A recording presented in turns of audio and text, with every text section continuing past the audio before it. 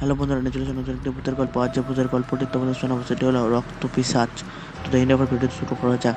গ্রামের ঠিক পাশেই ছিল একটি পুরনো পরিত্যক্ত জমিদার বাড়ি।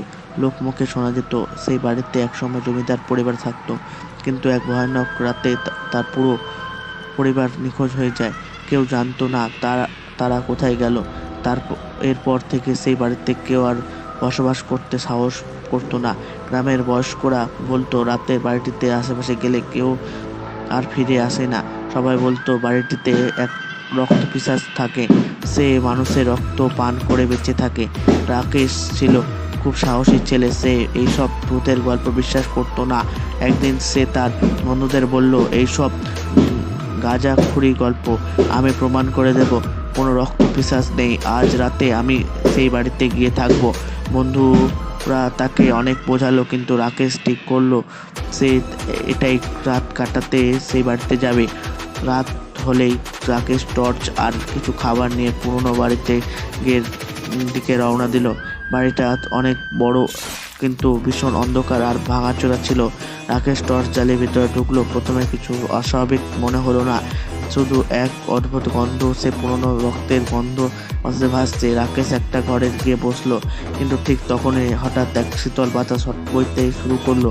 তার টর্চের আলো যেন ক্রমশ হয়ে আসতে লাগলো। রাকেশ একটু অস্তিত্ব অনুভব করলো, কিন্তু ভয়কে তুচ্ছ করে সে জেগে থাকলো। রাত গভীর হলে হঠাৎ সে শুনতে পেল সিঁড়ির ওপরে ভারী পায়ের আওয়াজ। প্রথমে সে ভেবেছিল এটা তার কল্পনা, কিন্তু আওয়াজটা ক্রমশ তার কাছে আসতে থাকলো। রাকেশ ভয়কে জয় করার চেষ্টা করছিল, কিন্তু আচমকাই তার টর্চের আলো নিভে গেল। অন্ধকারের মধ্যে সে দেখতে পেল একটি লম্বা কালো ছায়া ধীরে ধীরে তার দিকে এগিয়ে আসছে। সে ছায়ার লাল জ্বলন্ত চোখ ছিল, তার মুখে এক অদ্ভুত হাসি। ছায়াটি ধীরে ধীরে রাকেশের কাছাকাছি আসতেই সে অনুভব করলো সে যেন তার শরীরে হিম হয়ে যাচ্ছে। ছায়াটি তখন আর তার সামনে এসে দাঁড়ালো, আর তারপর হঠাৎ করেই তার মুখের সামনে নিজের ধারালো দাঁত বের করে দিল।